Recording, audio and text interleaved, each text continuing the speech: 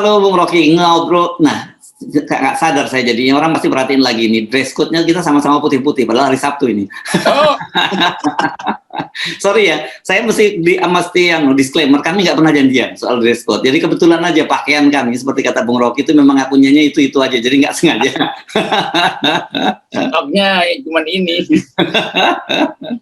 Jadi kalau kita pakai baju adat dianggap mau pidato di DPR. Iya. Tapi stok kita memang beda dengan APBN, stok baju kita ya, Bung Rocky ya. Karena kalau kita baca pada bulan Juli itu Bu Sri Mulyani waktu itu pamer itu bulan Juli ya itu kalau saya baca nih totalnya waktu itu APBN surplus sampai 73 triliun gitu ya, 73,6 salah angkanya. Kemudian tanggal 11 Agustus ini kan kira-kira baru belum sampai setengah bulan ya, setengah bulan lah. Sekarang tanggal 27. Jadi ya 16 hari yang lalu Bu Sri Mulyani juga pamer bahwa APBN surplus 100 triliun dan gitu. Kita tahu dari mana ini surplusnya kita ya. Tapi sekarang udah mulai teriak-teriak. Ini kayaknya mau kiamat aja nih kalau harga BBM, solar dan Pertalite nggak dinaikkan gitu. Karena dia bilang udah sampai ada 3 skenario dan salah satu skenario itu bengkak sampai 700 triliun kata dia dan APBN pasti akan jebol. Sementara Pak Jokowinya masih tetap nolak, minta cari jalan keluar dan sebagainya. Apa yang terjadi? Kayak orang bingung sendiri ini pemerintah menurut. Saya ngerti cara berpikir Sri Mulyani itu. Dari dulu saya paham. Kan ini ada masa namanya austerity itu, penghematan itu. Tetapi kita mesti hati-hati membayangkan apa yang dimaksud dengan masa penghematan itu. Kalau kita minta berhemat itu artinya efisiensi. Nah, Sri Mulyani berhemat demi efisiensi itu. Tidak ada urusannya dengan berhemat demi kesejahteraan. Jokowi sebaliknya, dia menganggap bahwa berhemat itu untuk main politik nanti, karena itu uang harus ditahan tuh. Jadi itu bedanya antara Sri Mulyani dan Jokowi, kendati dua-duanya pakai teori berhemat, austerity itu namanya tuh. Tapi kemudian publik melihat bahwa Jokowi akhirnya penghematan itu membuat dia cemas. Karena kalau sementara menghemat untuk membayangkan 3 periode, ibu kota baru, penghematan itu kemudian menimbulkan keresahan publik karena kenaikan yang tak terkendalikan, maka dia bisa jatuh di tengah jalan. Jadi kelihatannya Sri Mulyani sebagai ekonom, dia nggak menghitung faktor politik. Dia tetap ingin supaya subsidi itu dicabut, supaya bisa dihemat. Tetapi Jokowi juga menganggap kalau dicabut itu artinya kerusuhan sosial bisa tiba-tiba terjadi itu. Jadi ini kecemasan di dalam kabinet sendiri kan. Kita anggap aja bahwa ya iya itu faksi-faksi di dalamnya pasti saling cari inspirasi kira-kira begitu untuk menyelamatkan Presiden Jokowi. Sementara Presiden Jokowi belum ada jaminan bahwa penerus dia itu berasal dari kawasan dia tuh. Kan dia masih ngomong soal Ganjar yang belum dapat mandat dari partai segala macam.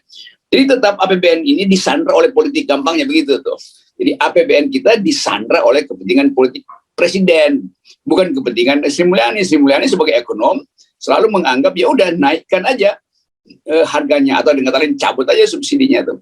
Tetapi konstitusi bilang bahwa tugas negara untuk menjamin kesejahteraan. Nah, kita nggak pernah lihat ada semacam koordinasi pikiran di kabinet. Itu yang saya sering katakan, di kabinet terjadi saling amputasi tuh. Nah, pers tentu melihat itu dan memantau dalam 2 minggu ini bagaimana akibatnya. Kalau BBM dinaikkan, bagaimana akibatnya kalau tidak dinaikkan? Dua-duanya dilema, tapi dilema kan mesti diputuskan. Bukan dengan ini skenario itu. Ya sebut aja skenario kami ini, bukan menawarin 3 skenario atau 7 skenario tuh. Itu bahayanya, lama-lama ada 3 skenario jadi 3 periode tuh. Dan kalau kita lihat ini sebenarnya mereka ini menggunakan jurus Pak Mahfud gitu ya. Kalau Pak Mahfud dulu untuk menghajar polisi dia menggunakan publik dan sukses gitu ya sekarang ini. Tapi kalau ini saling jualan ke publik. Pak Jokowi masih senang goreng-goreng gitu dan dia menunjukkan bahwa walaupun susah, walaupun berat gitu, gua masih bertahan loh. Ya, jadi kira-kira gua ini pro kalian rakyat kan gitu. Sementara para menteri-menterinya termasuk Sri Mulyani, Pak Luhut udah bilang ini hitung-hitungannya nggak bisa nih kalau nggak masuk. Kan saya kira jadi mereka ini saling merebut simpati publik tapi dengan tujuan yang berbeda-beda gitu. Ya itu tadi. Jadi ambisi yang sana lain, ambisinya Sri Mulyani tentu supaya reputasi dia bagus di mata dunia tuh. Karena kan akan ditegur oleh dunia bahwa Sri Mulyani kok lakukan kebijakan di luar textbook. Kira-kira begitu kan. Kan textbooknya artinya cabut subsidi itu supaya ada efisiensi. Tapi Sri Mulyani juga mungkin merasa ya buat apa saya cabut subsidi itu. Kalau akhirnya subsidi itu juga disuruh dipindahkan untuk IKN. Nah, pemikiran itu pemikiran seorang ekonom mencari balancing di dalam kebijakan. Tapi tentu Pak Jokowi akan bentak lagi Sri Mulyani, udah cari aja uang, pokoknya jangan naikkan harga BBM karena ini tahun politik. Kan itu yang terjadi tuh. Jadi Jokowi justru yang membuat ini jadi dilema tuh. Sehingga Sri Mulyani akhirnya sodorin, oh kalau begitu ini bahayanya kalau di APBN skenario begini, kalau nggak naik skenario. Jadi semua skenario itu dibuat untuk melayani ambisi Presiden Jokowi itu. Untuk apa? Ya untuk main politik di 2003 dan untuk mengamankan legasi dia itu IKN. Kan cuman itu. Jadi di mata publik, bahkan publik dunia cuman itu. Kenapa subsidi nggak dicabut oleh Sri Mulyani? Ya itu alasannya tuh. Takut Presiden jatuh. Kenapa Presiden masih bilang supaya subsidi itu diteruskan? Ya karena dia berupaya untuk memanipulasi opini publik. Padahal sebetulnya Presiden tahu Indonesia atau bangsa ini ada surplus. Tapi surplus itu tunggu ya, kita pakai buat 2023. Buat apa? Buat kesehatan rakyat? Bukan. Buat nyogok aja kan, buat money politics. Jadi begitulah keadaan kita sambil kita menunggu penyelesaian kasus Sambo. Dan ini yang saya katakan bahwa ini bisa berbarengan krisisnya itu. Krisis kepolisian yang pasti akan ada fight back juga karena ini menyangkut kerajaan kekaisaran yang udah berurat akar. Sementara keadaan rakyat itu menunggu kepastian. Ini kabinet ini bersidang buat apa sih? Kalau ada sidang kabinet itu apa yang mereka bicarain? Masa Presiden bicara lain, sebulan bicara lain, outputnya lu apa yang dihasil sidang, kan begitu kan? Ya, dan saya agak aneh mengatakan bacanya ini. Ibu Sri Mulyani kan juga mulai berkampanye tuh, dia bilang bahwa ini kalau subsidi dicabut kita bisa bangun berapa 3.000 lebih rumah sakit, kemudian bangun 3.500 kilometer. Kan kita tahu jalan tol itu kan bukan infrastruktur, jalan tol itu bisnis, dan dampak pembangunan jalan tol sepanjang di Jawa aja ke banyak ekonomi yang mati di sepanjang Pantura itu, yang itu yang terjadi sebenarnya. Ya itu yang kita bayangkan. Ibu Sri Mulyani bingung, dia mau ajukan apa supaya Presiden menyetujui pencabutan subsidi. Ya tentu dia pakai cara berpikir Presiden, yaitu bangun jalan tol dan bangun rumah sakit itu. Jadi mau disogok sebetulnya Presiden supaya oke, cabut subsidi, kita bisa lakukan itu untuk kesejahteraan rakyat. Walaupun jalan tol itu bukan untuk kesejahteraan rakyat. Jadi kebingungan Sri Mulyani itu adalah kebingungan untuk membujuk Presiden supaya kembali pada pikiran makroekonomi standar, kira-kira begitu tuh. Dan itu Presiden juga mungkin, oh iya benar juga ya, tapi nanti dulu, hitung dulu, nanti kalau biaya infrastruktur habis, lalu biaya kampanye saya apa nanti itu, kan begitu jadinya. Jadi dengan mudah aja kita lihat kabinet, ya isi begitu aja, nggak ada kerumitan, karena semuanya ada di atas kertas. Pilihan kebijakan itu ada di atas kertas. Pilihan kebijakan akan ditentukan rasionalitasnya oleh APBN. Nah, kalau dibilang sekarang APBN-nya surplus, ya bagi dong ke rakyat supaya kehidupan ekonomi jalan. Kan sektor real adalah hak pertama untuk memperoleh dana APBN, kan menghidupkan sektor real, pada karya atau daya beli meningkat segala macam. Itu soalnya. Tapi mungkin juga Presiden juga bilang, udah nggak apa-apa tuh miskin-miskin dikit. Yang penting nanti ada BLT. Nah itu menjelang 2003 BLT turun semua tuh. BLT dari APBN. Bukan, BLT itu akan pakai goodie bag itu, yang ada tulisan bantuan Presiden. Nah itu, padahal APBN juga. Jadi sebetulnya itu curangnya di situ. Tapi udah kita tahu bahwa itu disebabkan oleh gagalnya Presiden Jokowi mencari kader yang akan menggantinya tuh. Ganjar masih disandra oleh PDIP. Yang lain ya partai-partai kecil tentu, dan nggak mungkin Presiden Jokowi memastikan sesuatu sebelum dia pastikan bahwa dia aman secara politik. Ya, oke. Ini menarik karena saya kira sebagai pembantu Pak Jokowi, Bu Sri Mulyani tahu belakang apa yang dipikirkan oleh Pak Jokowi gitu ya. Tapi di satu sisi dia juga bisa melihat ada kas yang mulai di kantong yang mulai kosong gitu kan. Dan saya kira ini itu sekarang ini kita kelihatannya mendekati apa yang dulu selalu kita bicarakan, apa kita khawatirkan gitu. Krisis itu akan bertemu gitu ya. Krisis ekonomi, krisis politik itu akan bertemu. Tapi kita tidak menduga kalau krisis itu munculnya dari kepolisian gitu kan. Ya, itu namanya kadang-kala ada variabel metafisika masuk di dalam keadaan kita. Dan itu yang bikin Pak Jokowi akhirnya berpikir terus nih, bagaimana ya kita mau masuk pemilu, ada uang untuk main politik, tapi kemudian kalau terjadi kekacauan menjelang pemilu tuh kepolisiannya lagi berantakan tuh. Sementara Pak Andika kasih sinyal bahwa bangsa ini harus tegar. Jadi sebetulnya di depan mata Pak Andika udah siap-siap, bukan untuk mengambil alih, tapi untuk masuk di dalam upaya untuk penyelamatan bangsa. Kira-kira begitu kan? Jadi psikologi itu terbaca tuh, dan kalkulasi militer biasanya lebih tepat karena nggak ada problem dengan peta-peta itu kan. Jadi sebetulnya bagian-bagian ini yang lagi dipandang oleh pengamat internasional sebagai jebakan-jebakan kecil yang bisa memberantakkan Indonesia. Dan bagi internasional nggak peduli dia mau Indonesia hancur apa nggak hancur, yang penting hegemoni dari kekuatan-kekuatan besar di Indo-Pasifik tetap hadir di Indonesia, nanti dalam keadaan hancur. Nah ini sebetulnya yang nggak pernah diucapkan kan. Jadi bagian ini samar-samar aja kita lihat bahwa kalkulasi presiden itu mendua tuh, antara dia mau menyelamatkan reputasinya atau dia mau menyelamatkan keadaan ekonomi kita kan. Itu. Nah, makin lama nanti faktor-faktor tadi bertambah. Ini ada soal polisi, nanti ada soal Pak Kamarudin tadi membongkar Erick Thohir macam-macam tuh, lalu Erick Thohir mulai merasa oke ini mesti disomasi segala macam. Jadi bagian hukum ini akan dibongkar habis. Nah, keadaan tanpa hukum menjelang pemilu itu yang namanya katastrofi yang sangat berbahaya. Oke, jadi ini betul-betul sebenarnya kalau kita cermati betul-betul dalam posisi yang dilematis ya, Pak Jokowi ini. Satu sisi kalau kalau mempertahankan tetap subsidi dan itu APBN bakal kiamat juga gitu kira-kira, kalau menggunakan bahasa Sri Mulyani, meskipun sahabat kita Bung Antoni Budiawan itu pembodohan soal bahwa nggak betul subsidi sampai segitu. Berarti ada kepentingan-kepentingan lain dong untuk yang akan digunakan oleh APBN gitu.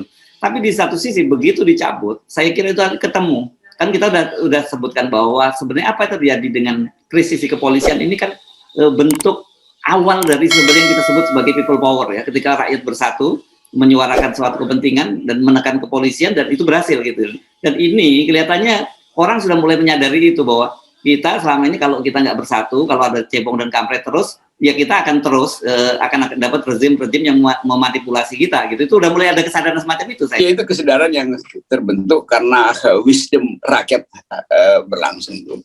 Dan cebong kampret dikaitkan justru oleh kasus Pak Sambo ini kan. Tetapi di belakang itu justru ada kekhawatiran kalau cebong kampret bersatu sementara presiden belum ada calon, itu bahaya tuh. Bisa betul-betul cebong kampret muncul sebagai people power dan nggak terkendali lagi tuh. Ini yang kita sebut memang gerakan masyarakat sipil yang adalah people power yang dimusuhin oleh istana tuh. Kok people power? Ya ini justru karena ada people power maka pembersihan dimulai dari kepolisian. Dan people power itu nggak mungkin membersih sebagian, dia akan bersih semua. Jadi total people power itu. Enak juga duit PPP, total people power. Jadi keadaan ini betul-betul ya mengkhawatirkan sebetulnya. Tapi di belakang ini kita tetap hitung kasakusuk di antara partai politik yang nggak pernah memikirkan arah bangsa itu. Kita lihat bagaimana sinyal dari PDIP berupaya untuk mendekat supaya ada kepastian dua calon. Semua itu kan permainan yang seolah-olah mereka anggap bahwa bisa diatur oleh 2-3 orang aja di belakang meja. Nah, oligarki saya kira juga bersiap-siap untuk mengubah desain proposal politiknya. Jadi betul lah, lengkap lah ini tadi, betul harus ini momentum yang bifurkasi namanya itu, di ujung jurang itu atau masuk jurang atau tersesat di hutan, kan itu begitu kan? Itu cuman itu masalahnya. Dan saya kira ini kalau kita lihat ya indikator-indikatornya tidak akan linear seperti yang mereka perkirakan. Ya, yang mereka betul. gitu ya. Tidak akan linear. Nah itu pentingnya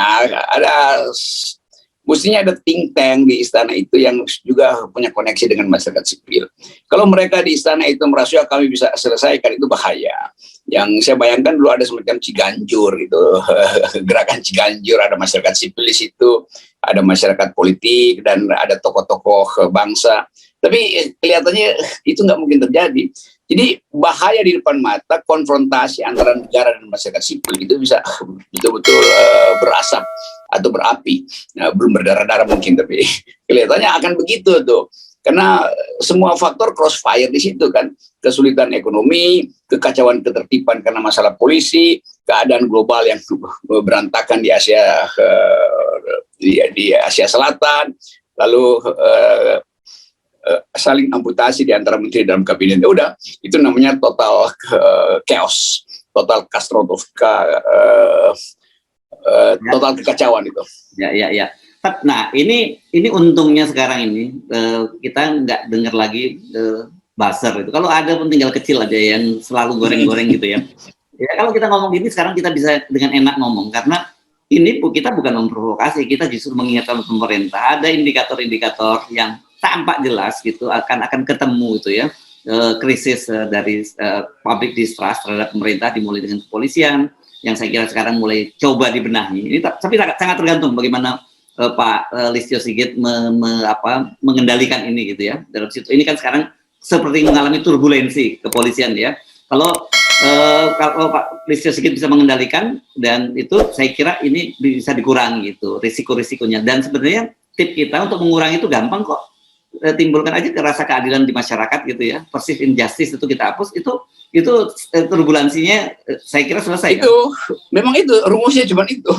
Tapi nanti orang ingat-ingat, barusan kemarin kita minta keadilan, tapi anak presiden dihilangkan kasusnya oleh KPK tuh, nggak boleh lagi dilanjutkan. Lo orang, kenapa begitu tuh? Ini soal kecil, memang tertutup oleh kasus Sambo. Tapi nanti satu waktu yang proposal pembuktian korupsi atau nepotisme dari akademisi UBN itu nantinya dibuka lagi kan, karena nggak mungkin orang merasa bahwa oke yang sana di sana sini enggak tuh. Tadi kita pakai teori bahwa ini harus total repair gitu, itu masuk bengkel dan semuanya di overhaul.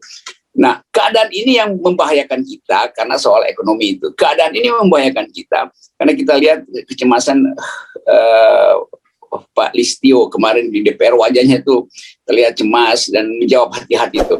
Sementara DPR kasih puja-puji segala macam. Iya, tapi Pak Listio juga anggap ini puja-puji DPR ini bisa dimakan tuh kan.